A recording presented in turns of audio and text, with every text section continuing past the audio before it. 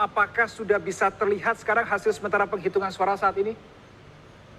Hasil penghitungan suara sudah mulai terlihat, tetapi masih belum bisa disebut siapa pemenangnya. Mungkin besok atau 2 hari ke depan.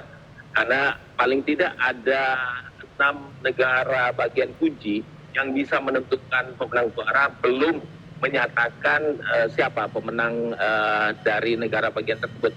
Dan perlu diketahui juga Amerika Serikat ini sistem pemiluannya tidak sama seperti Indonesia yang merupakan pemilihan langsung, tetapi pemilu melalui negara bagian yang jumlah negara bagian itu ditentukan oleh masing-masing sesuai dengan jumlah kursi mereka di Kongres maupun senator mereka, gitu.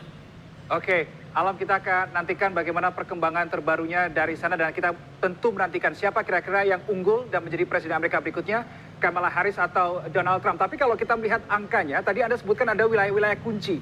Boleh disebutkan wilayah-wilayah kunci yang Anda maksud ini daerah mana saja, Alam?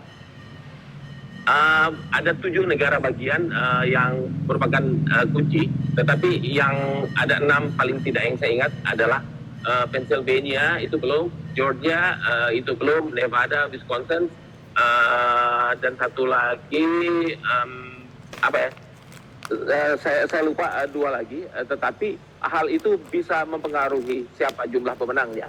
Itu. Oke, dari sejumlah negara bagian kunci yang Anda sebutkan tadi, di Pilpres Amerika 2020 itu menjadi basis Demokrat atau Republik, Alam? Nah, 7 negara bagian yang menjadi penentu ini, itulah yang menjadi biasanya 50-50 itu. Yang kadang-kadang disebut dengan swing state.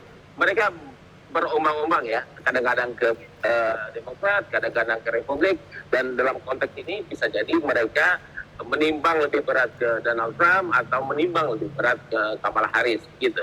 Jadi itulah yang kuncinya sehingga proses deg-degan warga itu kadang-kadang melihat di negara-negara kunci itu, Reno.